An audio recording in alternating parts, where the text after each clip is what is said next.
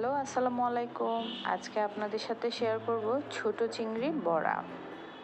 দারুণ একটা রেসিপি। চলুন তাহলে কথা না বাড়িয়ে শুরু করি। ছোট চিংড়ি এখন শীতকালে তো বেশ পাওয়া যায়। এগুলো পরিষ্কার করাটাই হচ্ছে একটু ঝামেলা।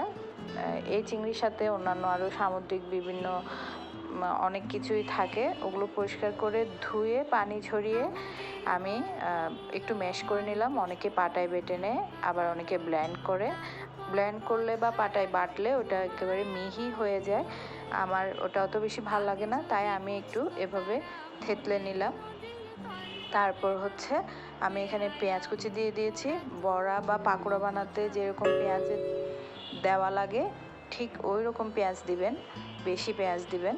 আর হচ্ছে আমি এখানে আধা চা চামচ হলুদ গুঁড়া, আধা চা চামচ মরিচ গুঁড়া, আধা চা চামচ জিরার গুঁড়া, আধা চা চামচ ধনিয়ার গুঁড়া এবং আধা চা চামচ সব কিছু আধা চা চামচ করে আদা বাটা, রসুন বাটা, আদা কুচিও দেওয়া যায়।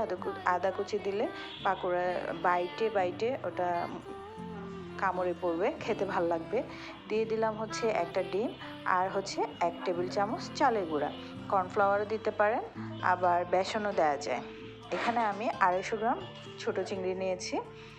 তারপর সবগুলো আমি একসাথে ভালোভাবে মেখে এইভাবে বড়ার মতন করে গোল গোল আকারে শেপ দিয়ে আমি গরম তেলে ভাজার জন্য দিয়ে দিচ্ছি।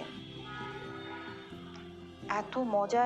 এটা নাস্তা হিসেবেও খাওয়া যায়, ভাতের সাথেও খাওয়া যায়। এটার সাথে বেস্ট কম্বিনেশন হচ্ছে টমেটোর টক অথবা পাতলা ডাল অথবা টমেটোর টক দিয়ে গরম ভাতের সাথে খেতে খুবই ভালো লাগে।